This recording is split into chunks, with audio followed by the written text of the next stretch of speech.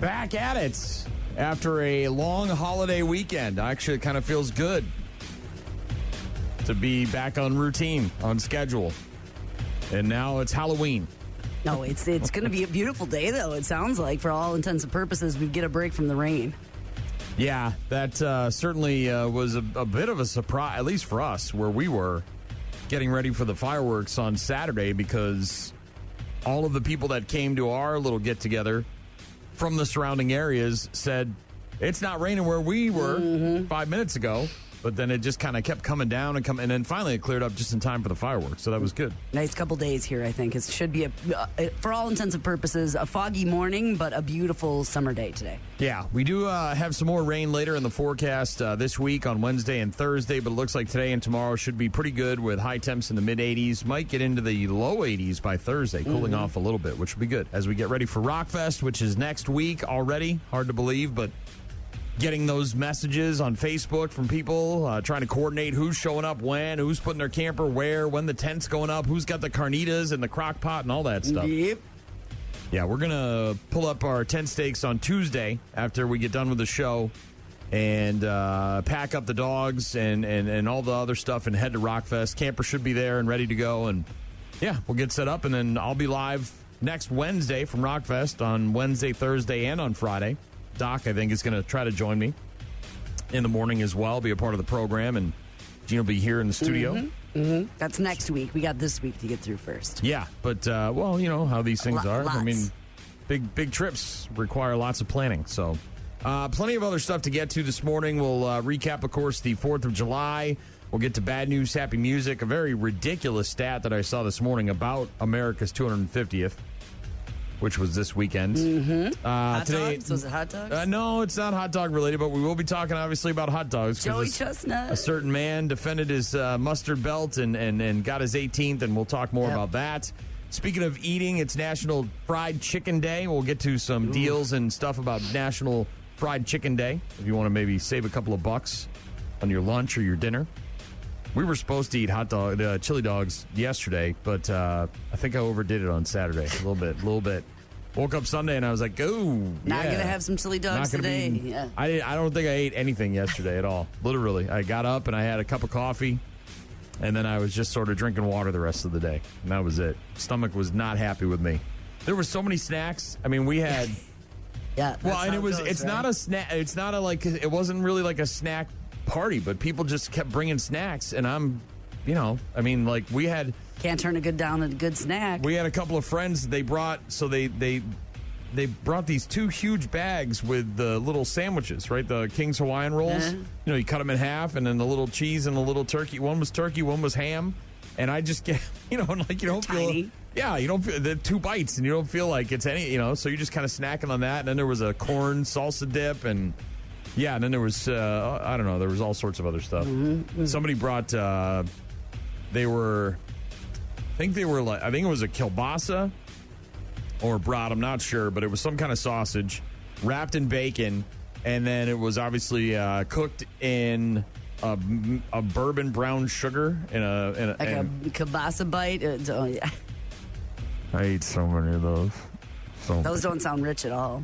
Well, and once everybody starts showing up and it gets a little dark and everyone's been drinking, no one's watching me, so I don't have my wife over my shoulder. Like, how many of those have you eaten? A lot. Yeah. So there's that. But we had a good time. It was good times. If you want to share what your 4th of July celebrations were like, feel free to get in touch with us. Go to rockmornings.com for all our contact info. And again, headlights on. It's a little foggy and all sorts of different places right now. Rock Mornings with Brian and Gene on your rock station. Boy, oh boy, 4th of July, crazy weekend all across the country. People celebrating, having a good time, but lots of insanity as well. I don't know if you saw any of this stuff, but I'm sure you did. Maybe you were vegging out yesterday, scrolling on your phone. You might have seen the stuff. The Brooklyn Bridge catching fire. Did you see that? Slightly. It slightly caught fire. For a little bit, and then it was doused. So, correct? 4th of July fireworks display, the Brooklyn Bridge catching fire. Nobody was injured in that one. No reports of any injuries, at least. Chaos in California On Saturday, there was a 4th of July celebration, Newport Beach. Illegal fireworks were apparently going off into the crowd, and people were scattering. I saw videos of the cops on horses on the beach, wild fights, brawls breaking out, over 100 people arrested. That was nuts. The skydiver, did you see this guy? I did not see this guy. Oh, man. How'd you miss this guy? So he had a American flag parachute, and he was, hooked up to a giant American flag that was below him, and, he was, and then in the background, you can hear Lee Greenwood, God bless this, the USA, and his flag, as he's coming in for his landing, gets caught on a pole or something like that. And he immediately does one of these, and he lands in like a 10x10 canopy pop-up, one of these little tents you see at vendor markets or whatever, and apparently got out with just a little cut on his lip.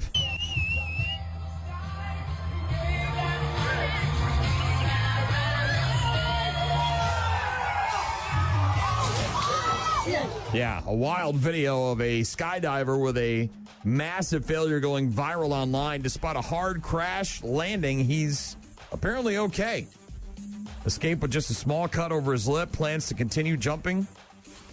Even jumped again this weekend after he crash landed. Crazy. Those crazy people just keep doing crazy things. That's who they are. That's who they are. They're wired like that. Also, there was apparently a Delta flight that got hit by a I saw that. Yeah, That's Tower, we just had a firework hit our plane, Delta 1076. We're continuing. Delta 1076, can you tell me if you had to, any further information about the fireworks? 200 feet AGL, 250 AGL, but we just heard the bang on the plane, so we'll have to take a look at it once we get to the gate. And we're just hoping it was just the mortar that went off underneath, but definitely felt a big bang. There have been multiple reports, as you can imagine. The city's aware. They said they would notify the Chicago police, but, I don't know what they'll do. Yeah, that was... they're so calm. A Delta airplane that was struck by a firework. Descending into Chicago Midway International Airport Saturday night. It landed safely. Pilots said they heard a big bang. A Southwest Airlines flight descending later at the same airport, and the controller warned them, "Welcome to the war zone." And the pilot said, "Oh, that's reassuring." You never want to hear the guy in the tower go, "Yeah, hey, we're having a war zone down here." We had fireworks last night in our neighborhood. Somebody was lighting them off at about, 8:30, 9 o'clock. All week. But we didn't. That was really the only time that we were out a lot this weekend, but last night when we were home and trying to go to bed and get ready for work on Monday, that was when we heard fireworks in our neighborhood. How about you?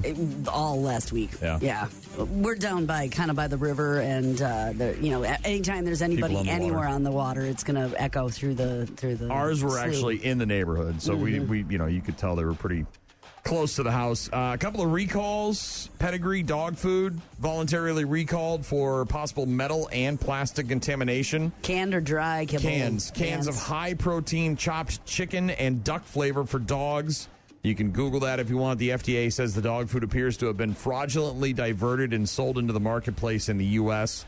No other Pedigree or Mars Pet Care U.S. Inc. products are affected or being recalled.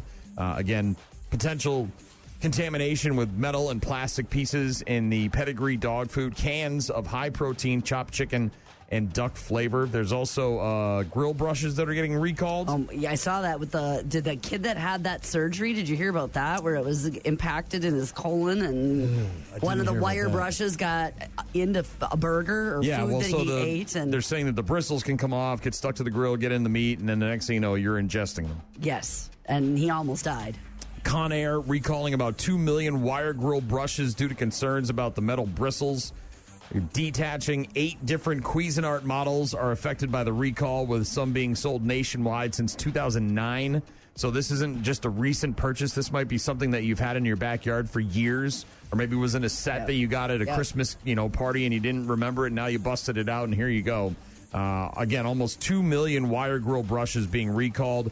They were sold at all sorts of different places. Amazon, Cuisinart's website, in person at Burlington stores, TJ Maxx, Ross stores, a whole bunch of others as well. So obviously, if you've got a grill brush and you think that maybe something's wrong with it or if it's defective, you may want to check that out and have a look and make sure it's not part of that giant recall. 2 million. Yeah, and by the way, that boy that I was referencing was from Stillwater, Minnesota. Oof. So a couple of frozen burgers and a hot backyard grill on Memorial Day weekend. And 2 burgers, and one of them had one of the grill bristles in it and got trapped in his intestine.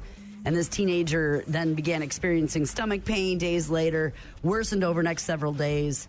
They ordered a CT scan and found this that had in his bowel and began puncturing his intestines.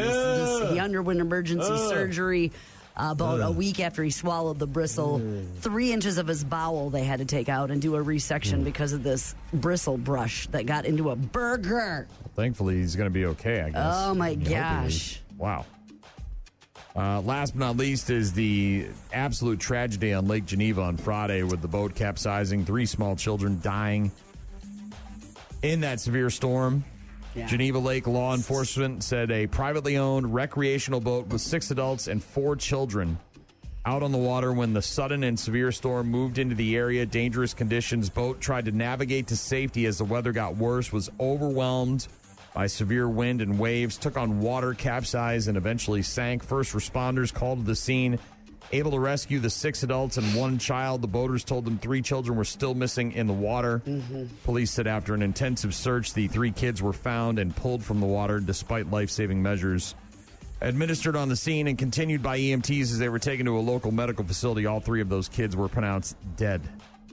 All 4 of the kids, by the way, were wearing life jackets when it capsized. I don't know if you saw any footage of that storm that rolled in, but it was unbelievably intense and out of nowhere. It was like before pictures or before video, and then as the storm hit, there was like cruise ships, kind of like the Queen or whatever that take people out on Lake Geneva. So a really bigger boat with lots of people that paid to get on it. And when they got in the storm and had to try to navigate their way back to shore, and you're talking about a huge boat, they struggled and had difficulty getting back to shore. It was just tragic.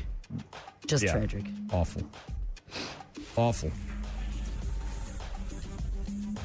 It's Rock Mornings with Brian and Gene. Lots of other stuff to get to this morning. National Fried Chicken Day. We'll get into that. We'll get into some more 4th of July stuff. And if you want to be a part of the program, please hit us up, rockmornings.com. Rock Mornings with Brian and Gene. Find them online at rockmornings.com. And now it's going to be up to Corbin Carroll for the Diamondbacks. 0-2 is a high fly ball right field. Long run for Frelick. Still on the move into foul territory. Jumps, and he made the catch up against the wall. And this ball game is over. Sal Frelick sacrificing his body like only Salvatore can. And the Brewers win it 3-2. Put his hands on his hips and then a big old smile from Sal Frelick as the Brewers win this series from the Diamondbacks here this weekend with a final score here today of 3-2. Brew Crew got a nice 7-4 win on Friday in 11 innings over the Diamondbacks. They lost Saturday 4-3, but then they got the nice 3-2 win yesterday. Their road trip continues with the first of 5 in St. Louis against the Cardinals. First pitch tonight, 6:45. They have a doubleheader in there, a makeup game. Okay, so. All right. Of course, they're on the road for the rest of the first half of the season. All-Star break coming up. And Jacob Mizorowski is going to the All-Star game, but he might not be pitching because his next 2 starts could interfere with his ability to pitch in the All-Star game.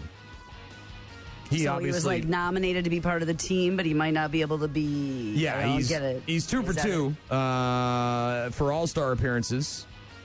Going to represent the Brew Crew in the 2026 All-Star Game, making an appearance in the Midsummer Classic in each of his first 2 seasons as a major leaguer.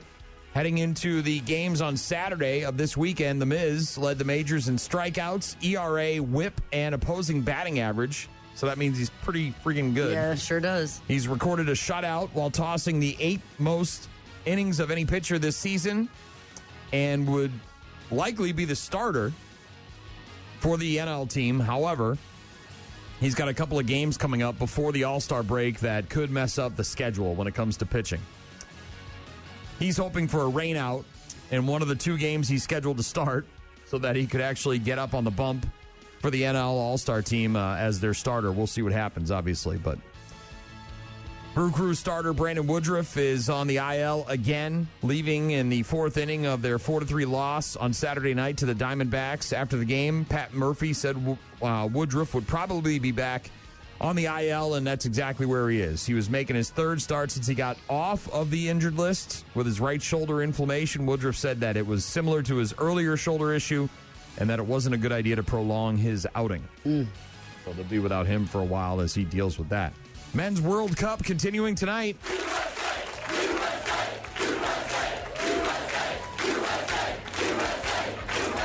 Yeah, you got a couple of games. Portugal and Spain is at 2 o'clock.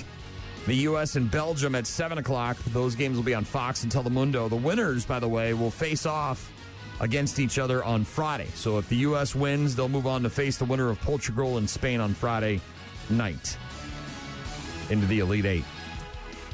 Good news for Team USA. FIFA reversing the red card. Did you see that? Oh, no, but I knew that guy, and they said, there's no way this red card's going to be right. So he got the red card in the game against, what the hell was it? I don't remember, but I do know that they said it's not going to be reversed. And now and so he missed the last half hour of that game, and then you're supposed to miss the following game as well, until the president calls the guy at FIFA and says, hey, look, dude, can't have that. Can we look into this? And the FIFA guy goes, sure. Put the thing down, flipped it, and reversed it.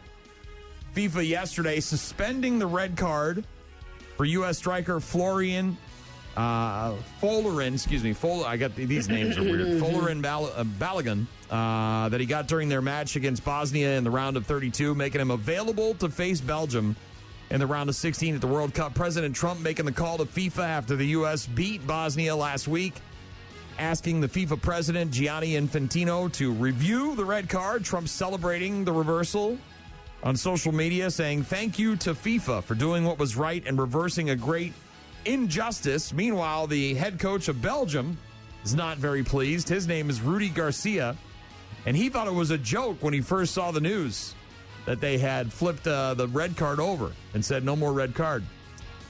Belgian Federation, by the way, the Belgian Soccer Federation announcing they're going to investigate all potential options in opposition to FIFA's decision. The head coach said, quote, I didn't know that at the World Cup, the 5th of July is actually the 1st of April. It's April Fool's Day. He's not too happy about that whole thing. Sounds like it. Not surprising, right? It seemed very unlikely. I mean, that's what everybody, all the soccer pundits were saying, yeah, they're not going to overturn this. They don't do that. And then they did. Apparently a call Turns out they did. Call from the president, it's all you need. I wonder how much money exchanged hands. You think? No? It's just two like-minded individuals having a conversation. That's what it was. No back alley deals? None of that stuff? No. Okay. Yeah. USA tonight, though, 7 o'clock.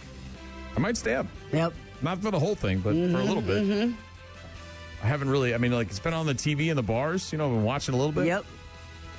The Messi game the other day against Cape Verde was crazy. They were it looked like they were done. They were almost in extra time, and then Verde scored there at the end and tied it up. And then, 5 seconds later, Messi and Argentina score, and it was just, it was wild. It was wild. People went nuts. Yeah. Couple more weeks. July 19th, we get the World Cup final in New Jersey. We'll see if Team USA can make it into the round of 8. Some Beastie Boys on the way. RockMornings.com to get in touch with us. Rock Mornings with Brian and Gene on your rock station.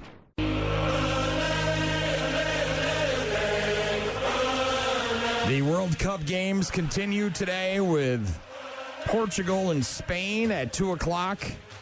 Telemundo, Fox, and Peacock. And then the U.S. taking on Belgium tonight at 7 p.m. for a shot at the round of 8. I don't know if they call it the round of 8 or the Elite 8 or what do they call it in the world of soccer, but they got a chance to move on. And the winners of those two games will face off on Friday on that side of the bracket. You've also got a new episode of American Ninja Warrior on television tonight. That'll be on NBC, 8 o'clock p.m. And Kimmel is new. He's going to be talking to Octavia Spencer, Jack Whitehall, and it won't be Kimmel. It'll actually be the guest host, Tiffany Haddish. So Kimmel's on vacation. And they'll have guest hosts in, but his show will be new. We watched a movie last night. It was trippy. What's the one with Demi Moore and the body and all the stuff? Yeah. What's that called? Mm-hmm. The Goo. The Goo. No, it's not. The Goo. I know what it is, but it's yes. The one so she's like an aging celebrity, and she starts taking some kind of wonder drug substance to keep herself young, and substance. And it doesn't work out so well. My wife watched it, and I sort of was paying attention, but not, so I don't really remember That's much. what you watched last night, too? No. We watched another movie that's kind of in the same vein. It's called Saccharine. Saccharine. Saccharine. Okay.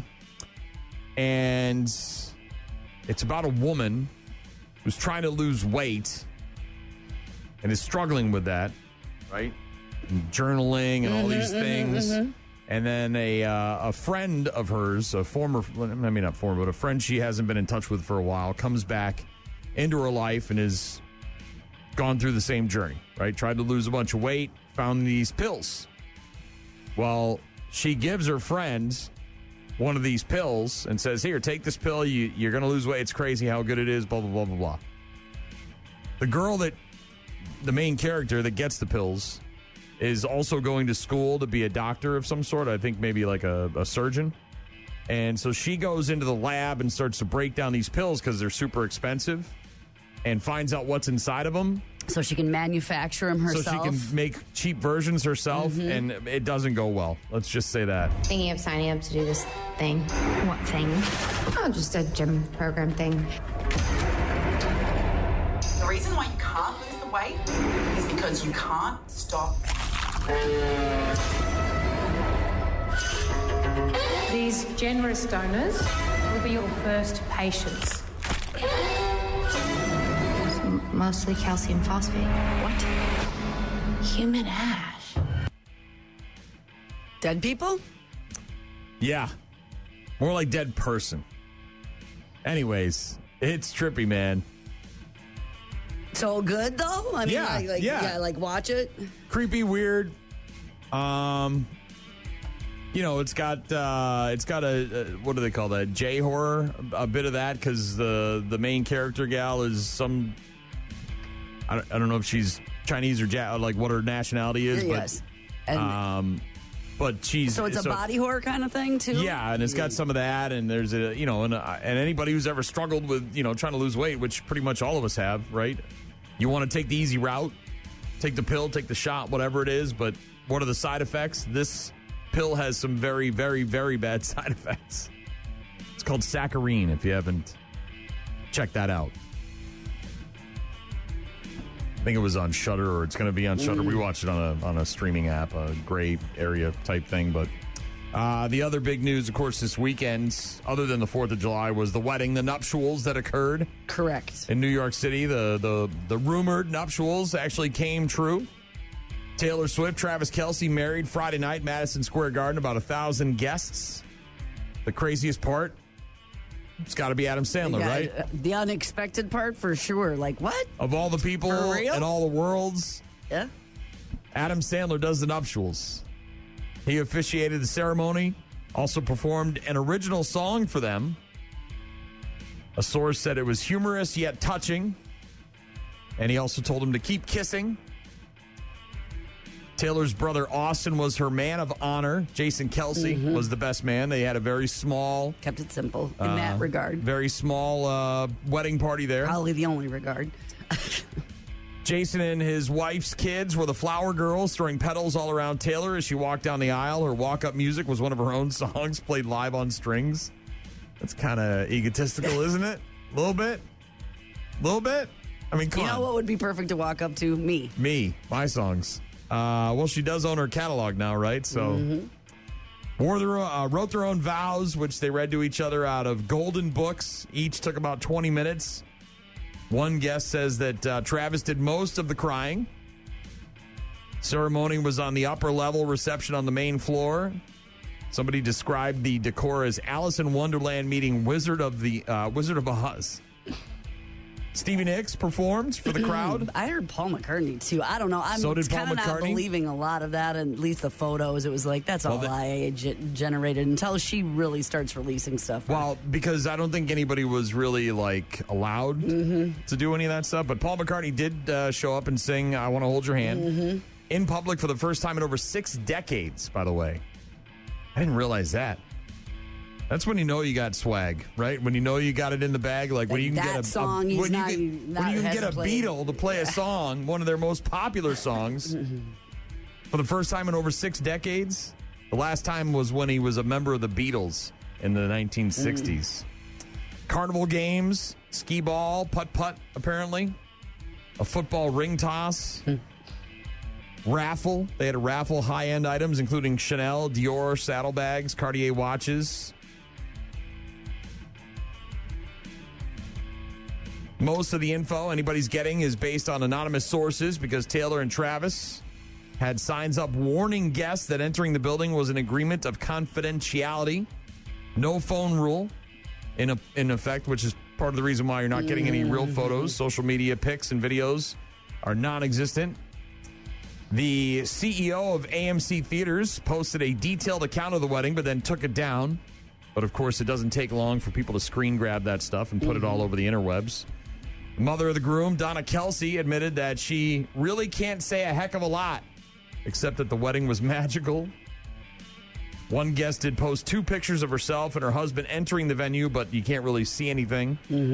There's a lot of guests entering, and what they're wearing, I don't believe any. I saw her in 6 different dresses, and none of them are real, I don't think. It was all AI generated. Yeah, so it's I'll wait till she puts stuff on her. Big names on the guest list, huge names, all of the entertainment people you would expect. Selena Gomez, Steven Spielberg, Hugh Grant, J-Lo, Tom Cruise was there, Beyonce and Jay-Z, Gwen Stefani and Blake Shelton, Reese Witherspoon, Brad Pitt, Dixie Chicks, Fergie, Emma Stone. It's a who's who.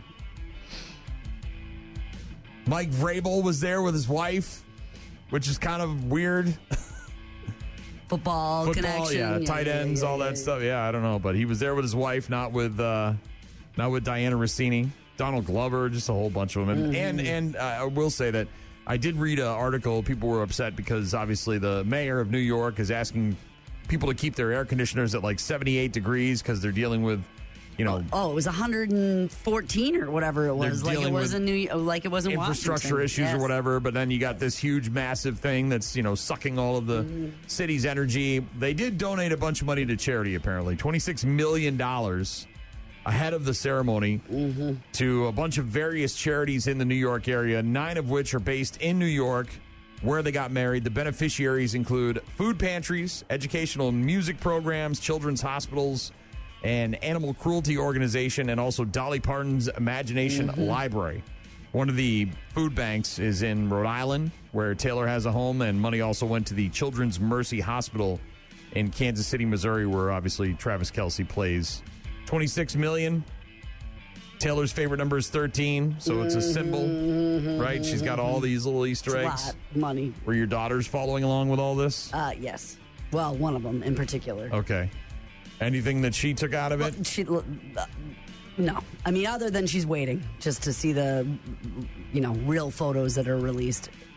Because that same kind of thing happened with their engagement, where there was all these fake photos and fake stuff, and then when Taylor's account finally released it. Did you see Dolly Parton perform in her, USA striped outfit this weekend? Oh, man, she's such a legend.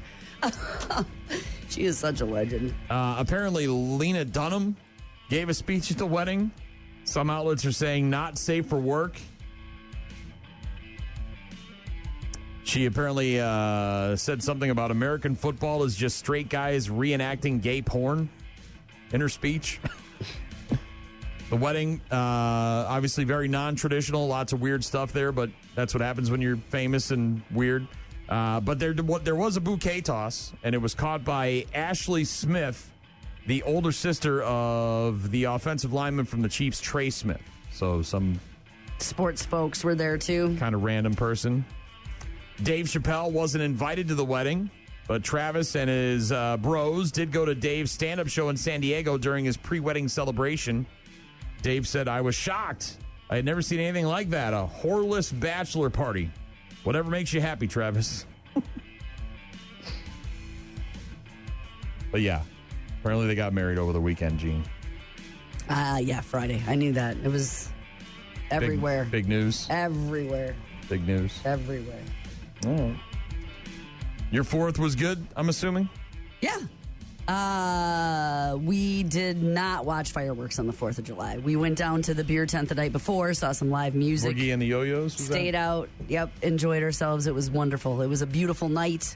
Some gorgeous sunset. The temperature was perfect, and saw some live music. Stayed out late, probably past our bedtime. So we did not make it on the 4th of July. Well, we didn't actually. We stayed up and watched fireworks from our house, but we didn't actually go down to the grounds. Right. Let's see, what else did we do? It was a good weekend to get a lot of stuff done around the house. Did a lot of projects. Went to breakfast one morning. That was fun. There you go. Yeah, went out to eat. Had some friends over. Made a bunch of food. Good stuff like that. Yeah.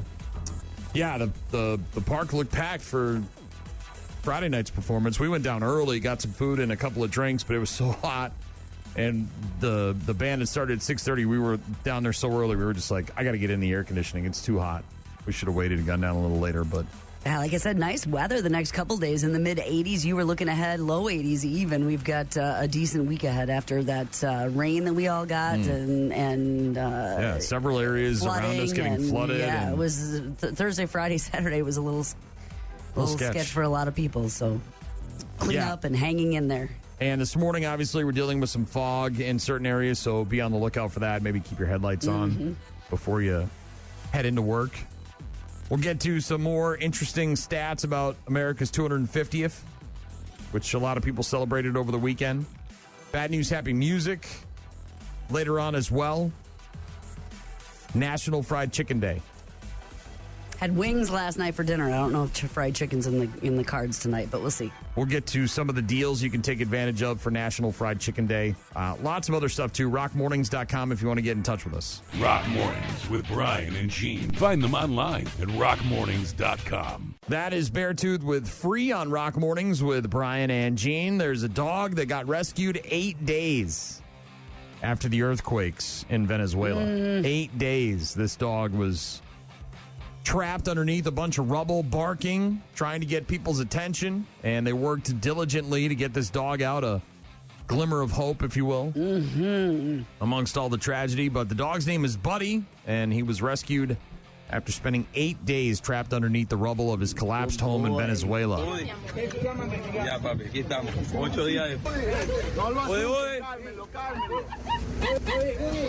papi, ven, Buddy.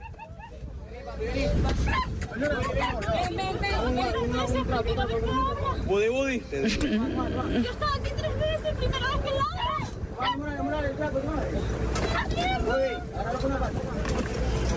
¿Qué necesitamos?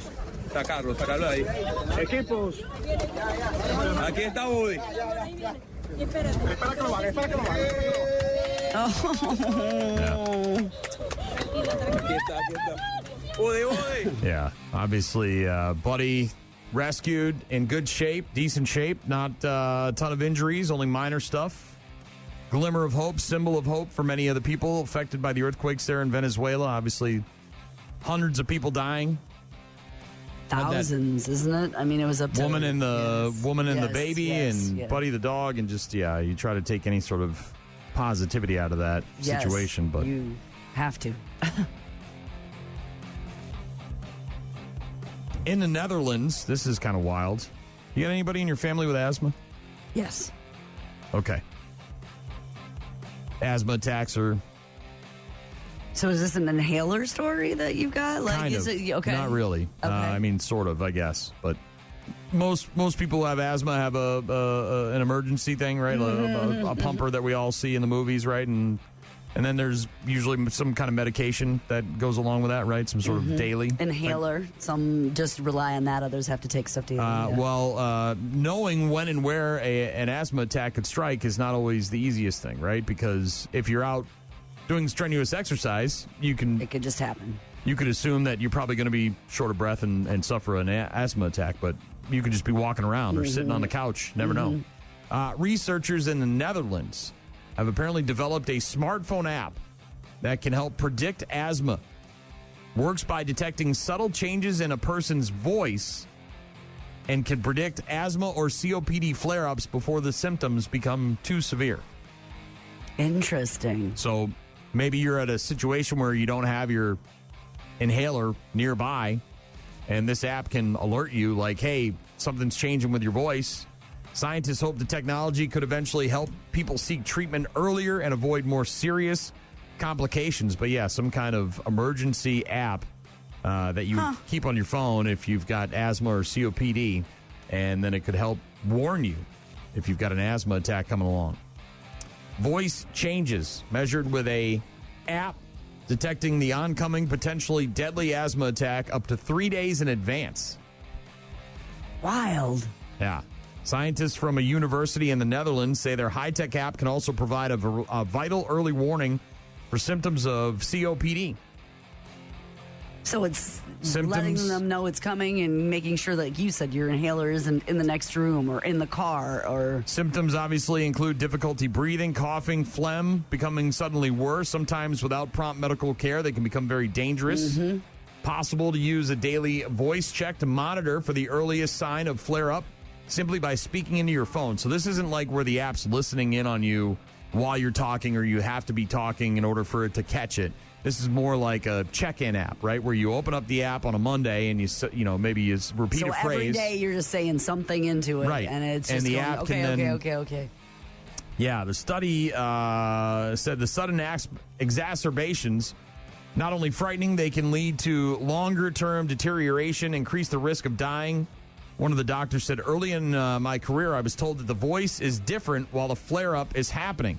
Now, with the rise of AI, it means it's possible to perform sophisticated analysis to find patterns in audio recordings. Capturing voice with a mobile phone is the next logical step to detect deteriorations in asthma or COPD at home and on time. The study included 38 people who had COPD, 35 people with asthma who were being treated there in the Netherlands. Over the course of 12 weeks, the participants were asked to use a specially designed app to record and analyze their voice on a daily basis. And they were actually able to track it and see that this happened and this was impactful. Each person would record themselves speaking along a sound, then either reading out a short piece of text or answering a question. They were also asked to complete a daily questionnaire to indicate whether their symptoms were flaring up. They would compare the voice sounds with the data. And they found that at the very beginning of a flare-up, a person's voice deteriorated in terms of tone or pitch, the number of pauses they suffered, and the voice quality. They found that the voice significantly changes, and that occurs as early as the first day. Pretty crazy. Being able to detect that stuff days in advance. Asthma attacks, COPD flare-ups, crazy. The app is called Tacticas, Tacticas, telemonitoring for asthma and COPD through voice analysis. And not quite sure if it's available, only available for research purposes right now, but they hope to expand that. They have a website, by the way, speak2copd.com. And you can explain how the voice technology, explains how the voice technology works and all that stuff. And maybe you can find out more. Speak2copd.com. Interesting stuff. Science, man. Yeah, researchers. The future. Yeah.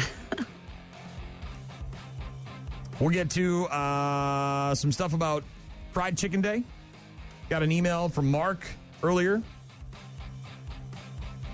Said, can we get some corn going this morning? Just did that for you. Thanks, Mark. Appreciate the email. rockmornings.com to get in touch with us. Rock Mornings with Brian and Gene. Start your day with Rock Mornings. What are you doing? You're eating fried chicken for breakfast? You know I like my breakfast fried or chicken fried. Yeah, but why? First off, it's delicious. And secondly, it's fried chicken. National Fried Chicken. Fried Chicken. Chicken Day. I want to wake up from this chicken fried nightmare. Happy National Fried Chicken Day. Showtime. National Fried Chicken Day, Gene. So everybody's got to be celebrating. I'm assuming this is the big dogs all coming in with some sort of deal on their sandwiches. Is this it? Well, yeah, White Castle. Yeah. National Fried Chicken Day deal is a slider-shaped with a BOGO on their crispy chicken slider. You got to use the promo code CRISPY. They also have a garlic chicken parm slider. New on the menu. White Castle. Dave's Hot Chicken, if you got one in your area. Dave's doesn't apparently officially participate in National Fried Chicken Day, but there's plenty of deals to choose from.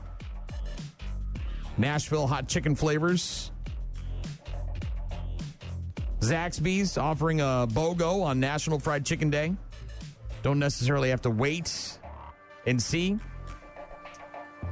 They have a limited time deal, 5 free chicken fingers with any $5 purchase. You need to sign up for their rewards program. If you got a Whataburger around you, they're doing something. Signature What a Chicken sandwich for only $2. KFC. Good deal. Doing stuff. All these places, man, they're all doing stuff. National Fried Chicken Day. You're going to embrace that, of course. You can make your own at home, Gene. You ever made it home? Made it? Man, it seems like something people used to do, but they don't do it anymore. Yeah, people do, but it's an undertaking. I think I think it was a Sunday meal typically, and then that's why, because it took all afternoon. You have that thing, the square thing, and all that, and then flipping cast it. And iron. just, Buffalo Wild Wings, B-Dubs. You can celebrate National Fried Chicken Day and watch World Cup action, including the game between the U.S. and Belgium tonight at B-Dubs. They've got a Pick 6 meal for 2. Starts at $19.99, includes a choice of a crispy chicken dipper, 10 boneless wings, or an all-American cheeseburger with a couple of sides and a couple of drinks. It's available for dine-in, takeout, or delivery. Church's Texas Chicken, National Fried Chicken Day. Members of their Real Rewards loyalty program get a free 2-piece leg and thigh order with any purchase of $10 or more. You liked that Nashville hot chicken sandwich, didn't you, when you had that when you were on your trip? The second one, not the first one. The first one was not good. We went to Nashville. It was too hot? We went down there, was it lat 25? Yeah, we went down to see Metallica. And like I said, look, it's known because it's a Nashville hot chicken, right? Yeah.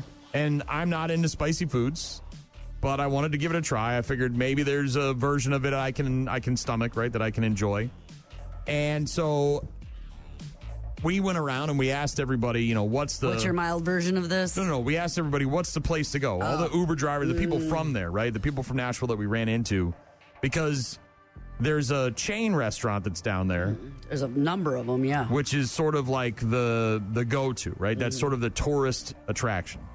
And we wanted to go to the local place, right? The one that you would see on a TV show, right? That's kind of in a garage or in a gas station, some place that is kind of off the beaten path.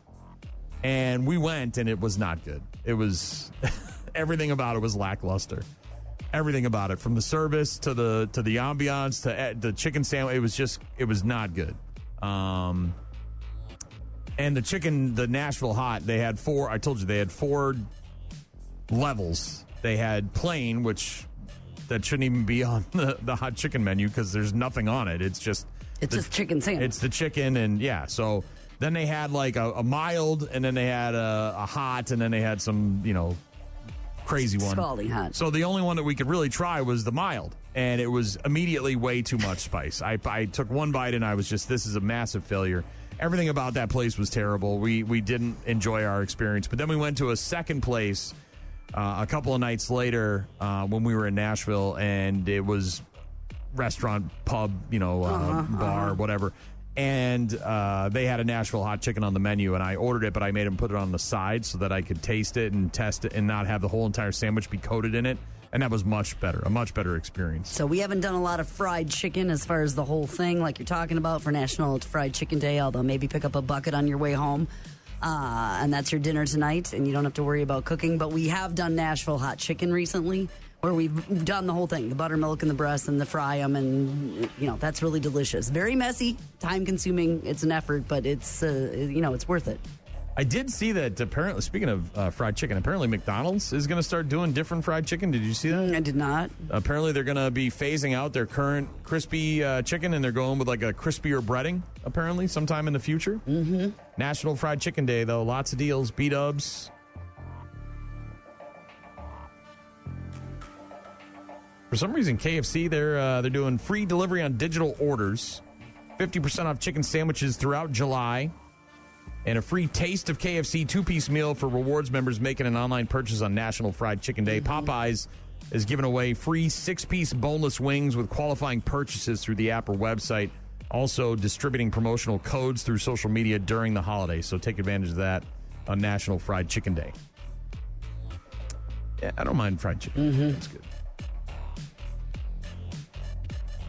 And there's more and more of those places popping up everywhere you go. That's what I was going to say. It's not going to be hard to have a fried chicken sandwich today if that's what you're into.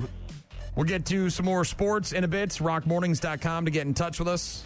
AC/DC now. Rock Mornings with Brian and Gene. Find the daily podcast at rockmornings.com.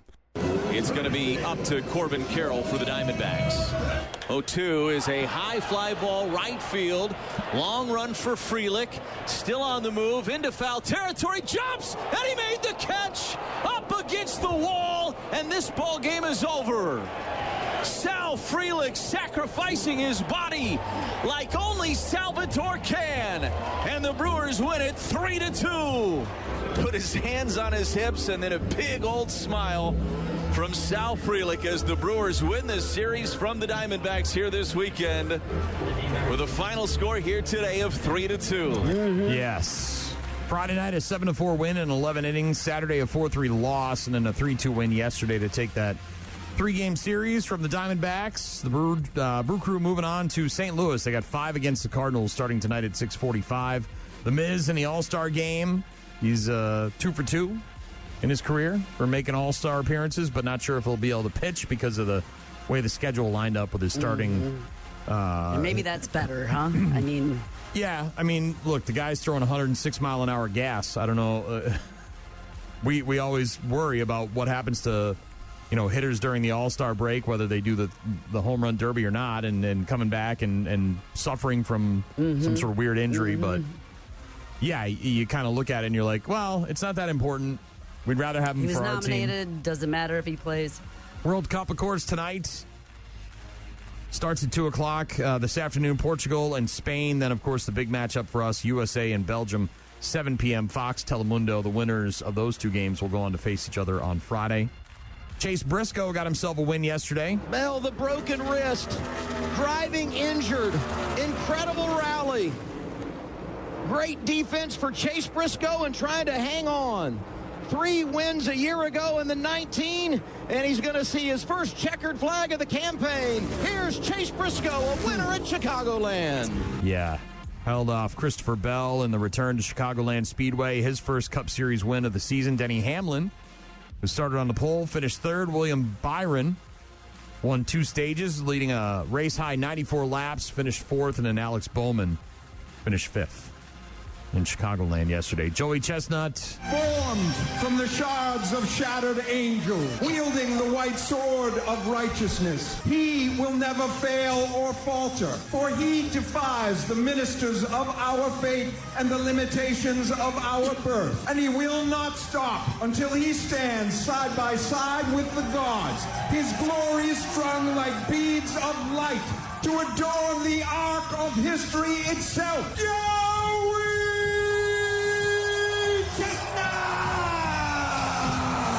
That, of course, the intro for the big guy, Joey Chestnut, who I'm excited to see in August. 18th career victory at Nathan's hot dog eating contest. 10 minutes. And how many dogs did he down? 66 hot dogs. This is the 18-time champion of the world with 66 Nathan's famous hot dogs and buns in 10 minutes, Joey Chestnut. 66 hot dogs in 10 minutes on Saturday. Very hot. You could tell the heat was affecting all of the eaters, even the women's competition struggling. I will say it was kind of, and look, I'm not judging. I'm just saying when you see a guy like Joey Chestnut go out there and put up 66, and they're introducing the women's category, and this isn't a men against women, this is just more numbers for me. One of the women's, is getting introduced, and her record was like 5 hot dogs in 10 minutes, and you're like, Well, I could kind of eat 5 hot dogs in 10. I mean, if I had to, I don't want to, but so the runner-up to Joey, he had 66. 51. By the way. Yeah, 15 hot dogs. He ate more than. Well, and for 15. And much like all these competitions, you watch these every year, and it starts out there's a little bit of a competition, right? And these guys are about neck and neck, and then at some point, right around 30 to 35 dogs, Chestnut just keeps going, and these guys kind of slow down, and they can't keep up with the hot dogs per minute. Chestnut averaging nearly 1 hot dog every 9 seconds, crushing Patrick Bertoletti, who only had 51 dogs, and James Webb, who had 47.5. Still, though, I mean, 47.5 hot dogs in 10 minutes is just a ton of hot dogs. It's really a lot, isn't it? 17,820 calories. That's how many calories were in the hot dogs that Joey Chestnut ate, by the way. But he remains one of the top world competitive eaters, by the way, 19 years after his debut.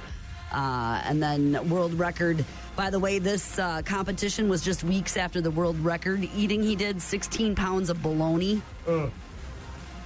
Every time I watch it, 16 pounds of bologna at the Ultimate Bologna Every Showdown. time I watch it, the only thing anytime I watch these shows, all I can think of is the pooping, right? I just think of man, what does that look like 16 pounds of bologna at the Ultimate Bologna Showdown. That he did in Knoxville just a couple weeks ago, and then follows it up with the hot dogs. Mickey Sudo won for the 12th time in 12 tries. She's 12 for 12 in the women's competition. Mm-hmm. But, quite amazing. And you're seeing him now. This is in Appleton, and this is I think it's a Wisconsin Woodchucks or something like that, and they've got a game with Bratapalooza. In August. They're bringing in Joey Chestnut. Yeah, very excited for that. Elsewhere in sports, Ovi is coming back. The NHL's career leader in goals has decided to return for the 26-27 season. Yep. Wow. 22nd season with the Capitals. They announced on Thursday that Ovi had signed a 1-year deal worth $4.25 million. Serena Williams, done at Wimbledon, had an injury, couldn't get it done.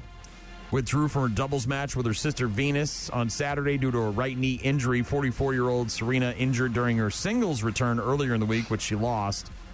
She said, "I'm heartbroken to have to withdraw from doubles. Coming back to compete again has been a gift." And last but not least, sadly, we've seen this already in Mexico, where they had throngs of people out in the street celebrating a win, and 3 people died from suffocation. They got crushed to death. Yes. While people were partying, suffocated, they couldn't breathe. It's happened now in Morocco, apparently. A little different, though, with this one. A Moroccan soccer fan dying after the flag she wore around her neck while celebrating the country's 3-1 win over Canada got tangled up in a motorcycle rear wheel. So she's got the flag like a cape draped around her neck, probably has it tied in the front, gets on the back of a motorcycle that her husband's driving, right? Oh, my God. And this flag gets caught in the wheel, and it jerks her down, and apparently it was, I don't think it was from choking, I think it was from a neck injury is what killed her, right? So broke her neck, kind of.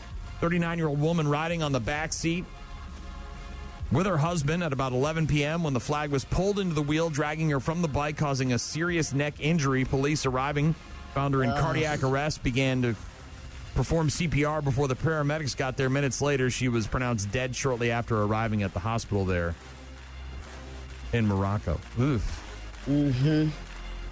Mm-hmm. That sounds like a terrible way to go. It does. Mm-hmm. Rock Mornings with Brian and Gene. We've got bad news with happy music on the way and all sorts of other stuff as well. Rock Mornings with Brian and Gene. Weekdays, 6 to 9.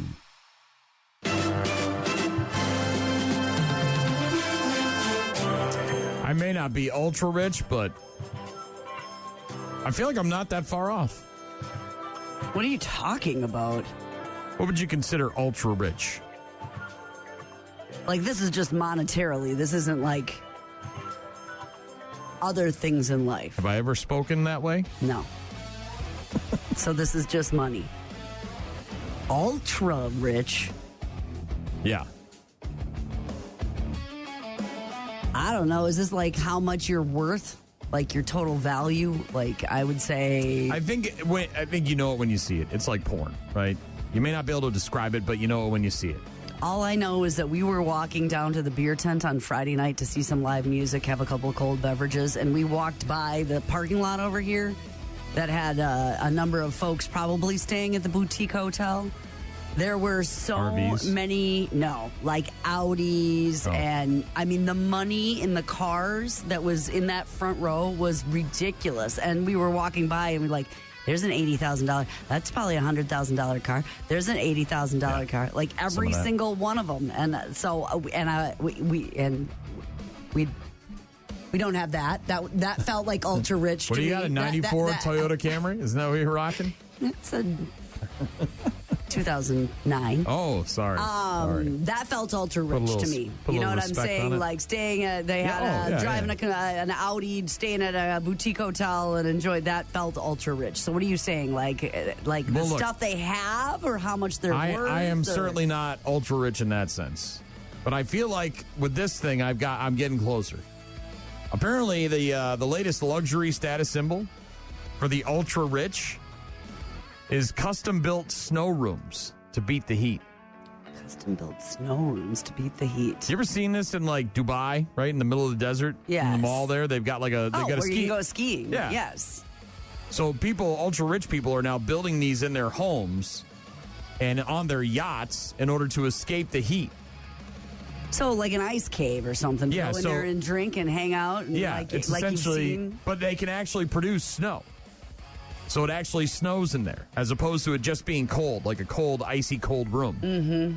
If you're wealthy enough, you can install your own private winter with snowfall, icy walls, and freezing temperatures, the opposite of a sauna. You push a button and it starts snowing in there. Indoor blizzards. It's kind of the same thing they have at indoor ski resorts. So a cute little snow globe. Like, we're so rich, we made our own little snow globe. Billionaires already have these things. It's not new. One billionaire has a super yacht with one of these things on it. There you go. But now they're saying slightly less rich people can get in on them, too, as part of a wellness trend like cold plunges. Oh, so this is like a Finland thing where you go to and you get in the cold water. They're saying that snow rooms can start at about $130,000, which isn't cheap. Hell no. But I always tell people when they ask me about air conditioning that you can see your breath in my basement on a hot summer day. So I'm not that far off, Gene. I'm pretty close to being ultra rich when it comes to these snow rooms. Building a snow room, an ice room. Well, I've often wondered, what if I get one of those, what if you get a air conditioning snow globe. What if you get an air conditioning unit like they have on top of a building, like a business? Where it pushes a ton of cold air. Like, how cold do those things get? I told you the story about when we got the new AC unit at the old house. Yes, and the guy came over and said, talking to me and showing me all the models and versions and blah blah blah and this, and we went with this one, and the guy's running through all the specs and everything, and then says to me, he's like, "Got any questions?" And I said, "Yeah, how cold can it get?" And he said, "Well, what do you mean?" I said, "There's too much. Yeah, there's probably too much draft and leakage and stuff." But in our old not house, built like that. Well, and I said to him, "Look, I understand the science of the humidity and all the stuff. I'm not trying to talk about that. I'm just trying to say, if I set this thing at 55 degrees, will my house get down to 55 degrees?" And he said, "I don't know. No one's ever asked that question before." I said, "Really? It seems like the first thing you'd want to ask about an air conditioning unit is how cold does it get?" So it feels like they've got like heated floors, and then they've got a fridge room, the ice room. Well, you're on your yacht or you're at your house in the Hamptons. I just can't cool off enough in my air conditioning in my Hampton house. Jumping into these cold pools, these with the ice baths, that's shocking, right? With the cold thing, you go in the room for a couple minutes. It's just air. It's not a direct contact with your skin. I know, and then you get the melted cheese. Like the very like the wheel where they cut the wheel, and then you've got like a beer, like out of maybe it's a frosty mugs hanging up in there, and the cheese wheel, and all of a sudden there's ultra rich snow rooms. Put it in my mega mansion. I'm not feeling ultra rich, but I do feel like I'm getting closer with my temperatures in the basement. You like it cold. That really isn't like... Well, like I said, it's 64 in the house, but I would say that the basement's probably in the 50s. I'm not that far off here. You're not making snow, I don't think. I don't really want the snow, but I would like icy temperatures, Ultra wealth. It's always a fight between... Not necessarily a fight, but it's sort of this begrudging thing my wife deals with. Because I'll always say, hey, why don't we go watch something in the basement? And she's like, I'd rather not be that cold. And we go down there, and she's like, God, it's cold down here. And I'm like, yeah, that's why we have blankets and dogs. You'll be all right. They'll be fine.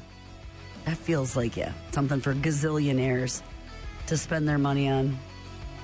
Ultra rich. $130,000 for a snow room. Come on in. You wouldn't do that, would you? If you had the money? No. I would. A heartbeat. By the way, they have videos of these things. Oh, I'm sure. And how they operate and stuff. It's pretty interesting stuff. Well, it's like the ice cave rooms that you see that bars and, places will do in the wintertime to have people come and snuggle up and take photos and have an experience. But well, the video, they're showing you the sauna, right, where you get in and it's good for your skin and getting rid of toxins and all that stuff. The snow room, though, I mean, it's like legitimate snow in there. They're going in there with their sandals and their bathrobes. Holistic cooling. Deep breaths, refreshing your body and mind. So you just go back and forth all day. Body massages with fresh snow intensify the gentle cold experience. This sounds delightful, Gene. Yeah, it's rich people Relax stuff. Until the body is back in balance. I'll go to my sauna and let that purify my skin. Then I'm going to go in my ice cold thing and let that purify my skin. Rest and let the effects linger. And this sounds like something I need in my life. I'm going to get an injection of relief of inflammation, as well as muscle and joint pain. Improvement of blood circulation and stimulation of the immune system. Man, this is all stuff I could totally use. Positive for the cardiovascular system, Gene. Promotes detoxification and fat burning. Well, I could definitely use some fat burning. Increases the regeneration after sport, which I don't really have any problem with because I'm not doing a lot of sport. The athletes getting into those tubes that they get in that are super cold. I'm all about this, man. Snow rooms. Then you got a kick-ass room to show off to people. I mean, I don't have a car or a motorcycle or anything else, but... Yeah. And do you have $200,000 to build your snow room? No, I certainly don't. Okay. I certainly don't. Travis texting in says, hell yes, a snow room for a fat guy's dream. Cold all the time. Yeah. Well, just the option of cooling off immediately, right? Again, you got the mayor in New York trying to tell people to put their AC at 78. Like, why even bother, dude? Just open a window and put a fan in it. Did you see people in France fighting each other over air conditioners? It was hot for a long time. That spell lasted a good 2-3 weeks. I can't imagine. We were just at a store yesterday, or 2 days ago, and had like hundreds of those things, ACs. It's like, ship them over there, man. Is there a black market for air conditioners? Because we could score big time. I feel that about ranch. It's like all the people that are here watching the they can't order ranch soccer, online. It's like that's what I'm saying. They're trying to take it home, and it's like isn't supply and demand? Can't somebody make ranch there? Can't they get ranch there? I don't.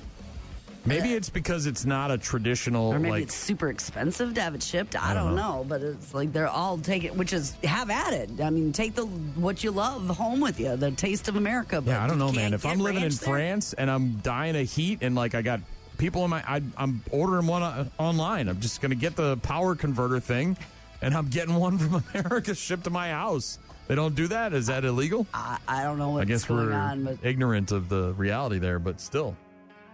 Seems odd. Snow rooms, Gene, they're a thing for the ultra rich, and I'm not that far off. I've got, you can see your breath in my basement. That's how cold it is down there. What do you got your AC at? 72? Like some kind of lunatic? 75 during the day and 73 to sleep. Oh, wow. That 2 degrees makes all the difference. It does. Really? A little chef's kiss on top? 73 to sleep. Oh, my God. I'd be dying. I'd be dying in there. There's no way I could sleep in a 73-degree room in the summertime.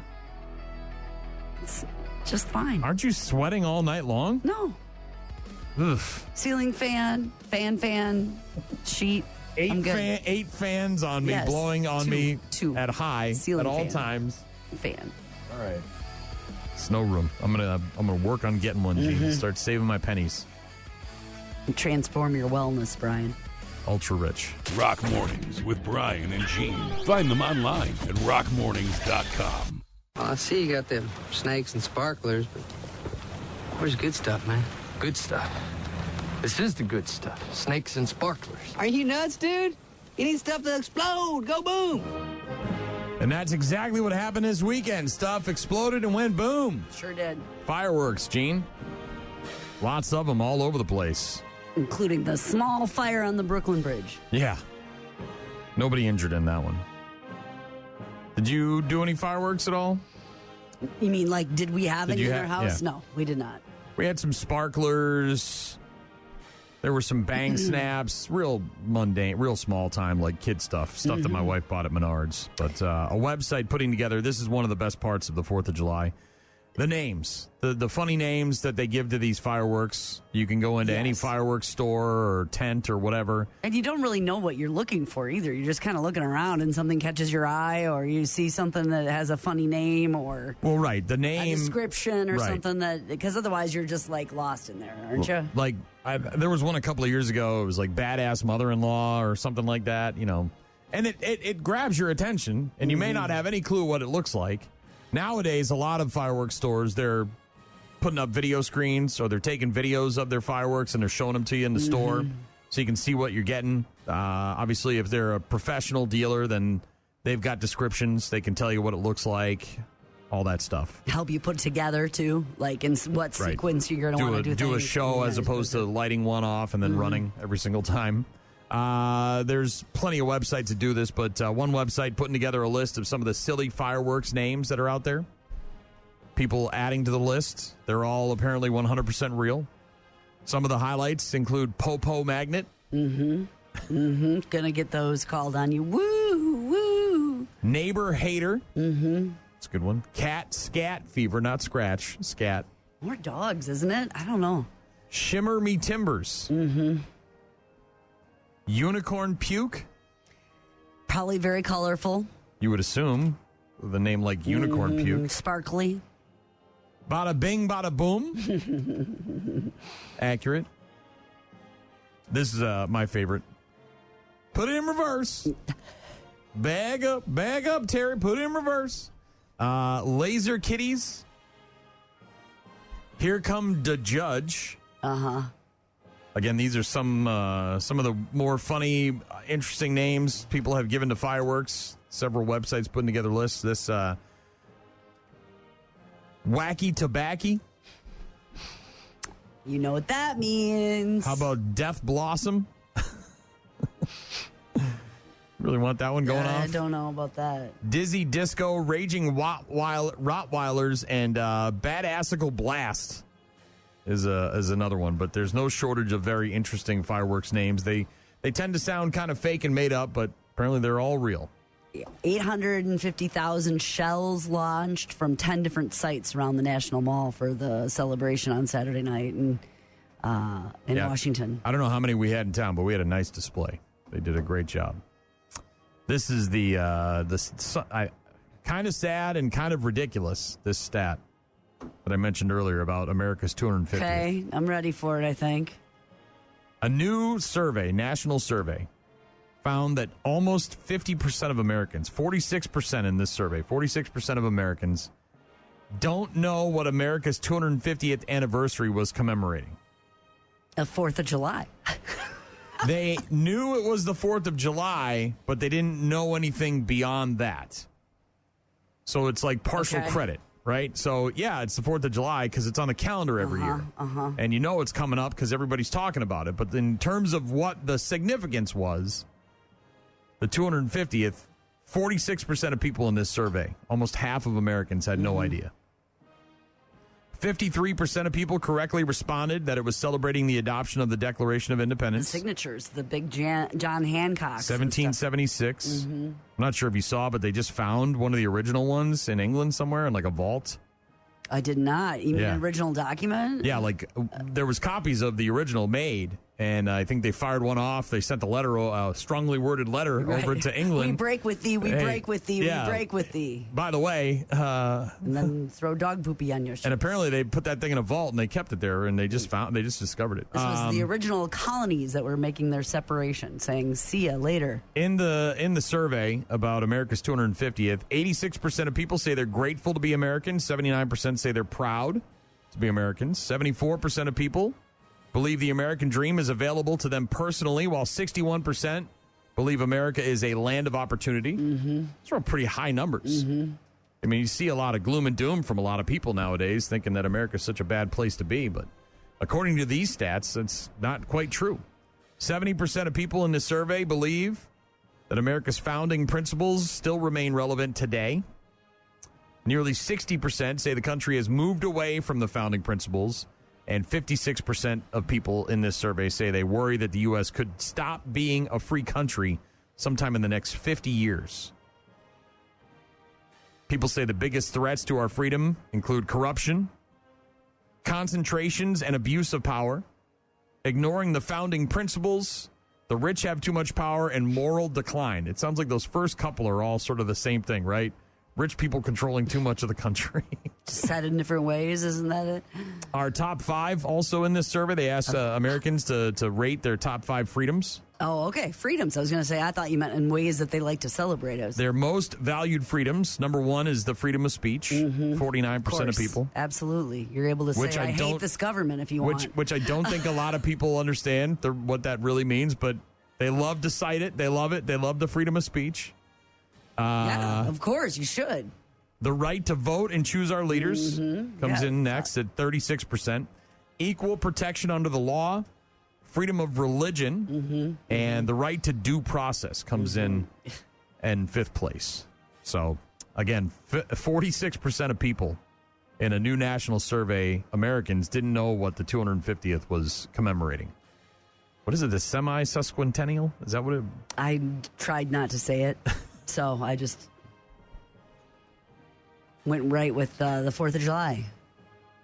Parades and concerts and beer tents and barbecues and picnics and celebrations and fireworks and camping and boating. And is it because we're not teaching it, or people just don't care anymore? Is that what it is? Oh, of course we're teaching it.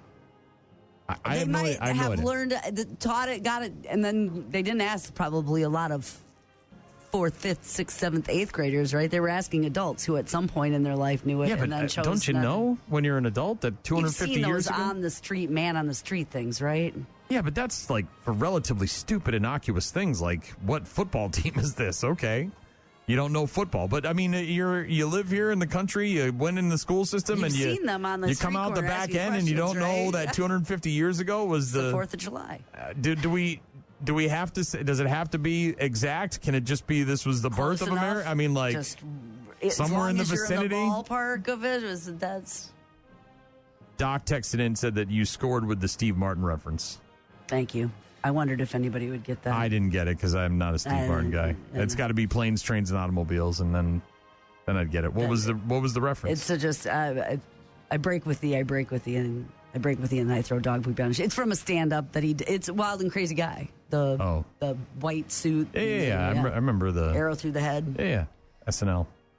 I don't remember the comedy bit though. Man, sometimes you reference things and it's so far out there. It's like, what are you... Thanks, Doc. I appreciate that. I didn't think anybody would get it at all. Doc got it. He got it. He got it. Okay.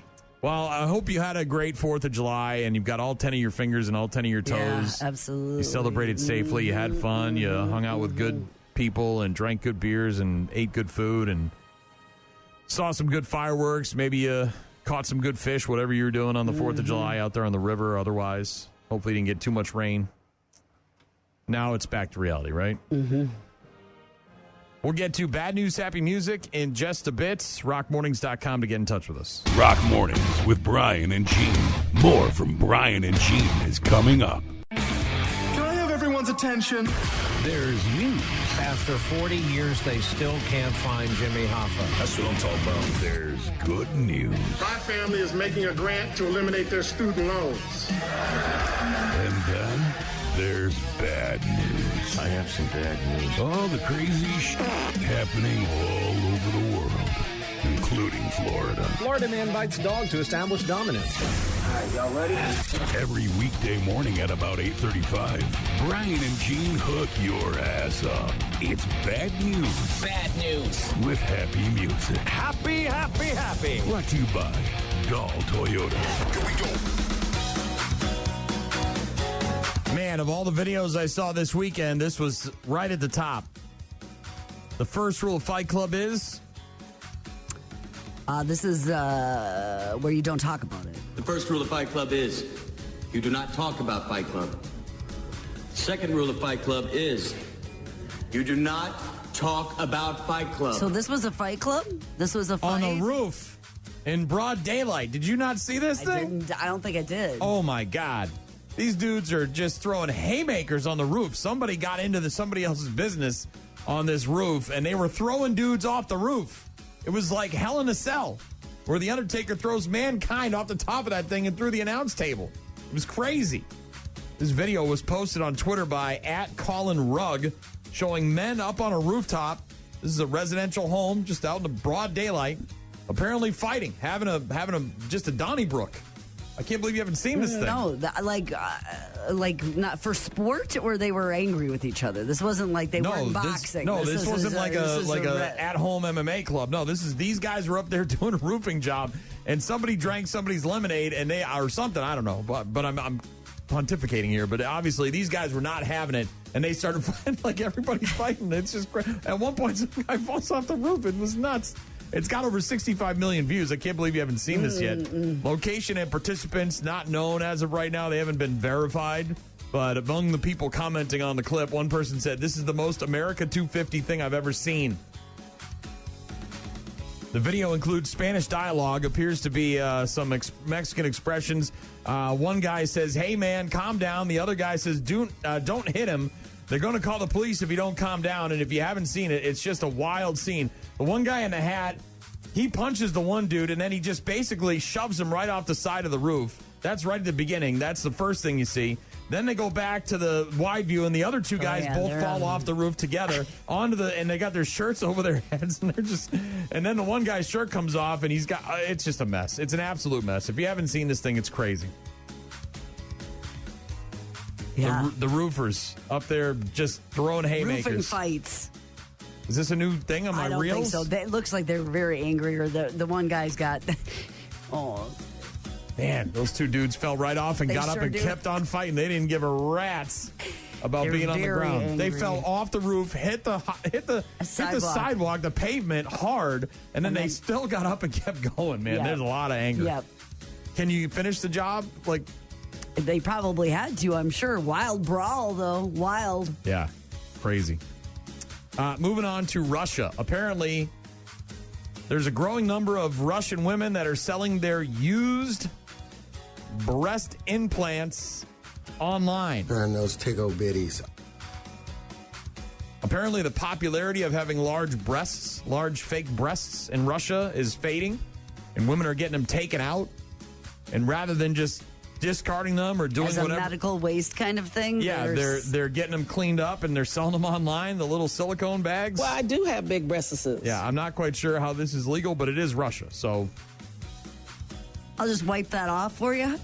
Russian plastic surgeons report that breast augmentation surgeries have dropped by about 40% over the last decade or so. But what's really catching people by surprise is the number of classified ads for silicone implants flooding the Russian internet in the last couple of months. Those breasts can be quite large. Thank you, Shaw. One woman said, "I gave birth." Another woman said, "I'm fed up with them."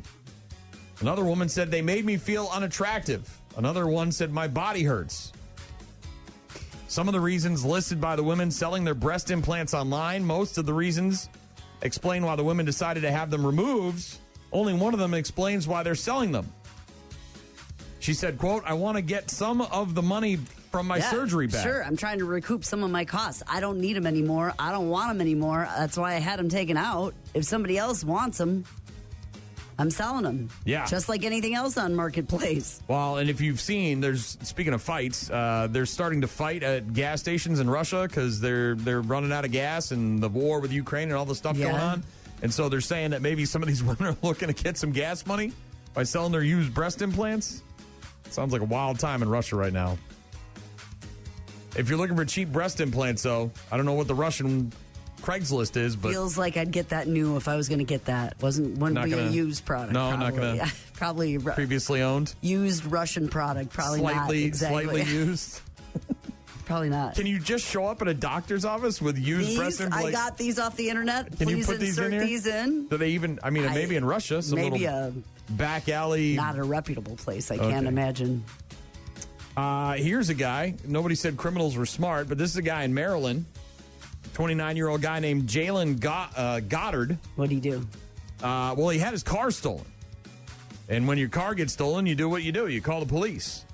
Unfortunately, when the cops got there, they figured out that this guy was busy robbing a Verizon store while his car got stolen. Someone took my truck. All right, let me just see your hands real quick. Okay. Put your hands behind your back for me. For what? Were you at that Verizon store? Because you got blood on your hands and blood on your glasses. I wasn't at no Verizon store, sir. I promise to God. Have a seat real quick. Hold on. You got blood on your shirt. So the gig's up. It's whether you want to be honest about stuff or not. You know what I mean? I do. Someone stole my truck. Oh, my God. That's kind of some karma right there, ain't it? Well, I left the keys in. Yeah, that's some karma right there, dude. Did I leave the keys in my truck while I was robbing that place? He reported his vehicle missing. Didn't take the cops long to connect him to the Verizon store. They noticed blood on his hands, clothing, and glasses, as well as blood on the nearby broken store window. The call about the break-in at the Verizon store came just after Jalen had called about his vehicle being stolen. He tried to deny being at the Verizon store, but the cops didn't buy it. One officer said, "That's some karma right there, dude." He was charged with burglary, theft, and destruction of property. Come on, Jalen. Cops is filmed on location with the men and women of law enforcement. All suspects are innocent until proven guilty in a court of law. Yeah. You got to wisen up there, bud. Just take the L on that one. Mm-hmm. Probably didn't end up with any of the stolen goods either, right? He had nowhere to put it. Vehicle was he had nowhere to gone. put it. I got to be honest. What? This sounds like a great deal. I would probably take them up on this deal. Of course, if they're only looking for one passenger, all right, and you're there with your wife or somebody else and you're trying to fly together. Is it eeny, meeny, miny, mo? And they're only looking for one person. Can you separate? And I'll take this deal and you go on the trip and I'll meet you there? You can. So when the flights get canceled, delayed, whatever it is, right? Sure. They make you an offer you can't refuse. Apparently, an American Airlines flight, they needed like one person to get off the plane. And they offered them a hell of a deal. You got to hear this. $1,250 for the trip credit, and for the prepaid Visa card, $1,000. Ladies and gentlemen, I just need one taker. One taker was all they needed. An American Airlines gate agent on the intercom asking a crowd of passengers to voluntarily give up their seats. Right. We'll give you this much in airfare. $1,250 in a trip credit and a $1,000 prepaid Visa card. You're splitting up, right? Like yes. Mike's going and I'll meet you there. I'll see you in St. Louis. Well, if he can get on a flight later in the day or early the next morning or something. That's a hell of a deal.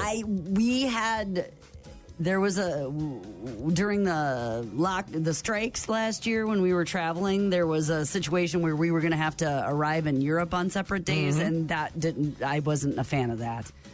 So we didn't, because that would have, messed up the whole trip. I didn't want to be in a city, in a foreign country by myself, and I don't speak the language, and so in that regard, I wouldn't have. But yeah, if it's anywhere domestic, for sure.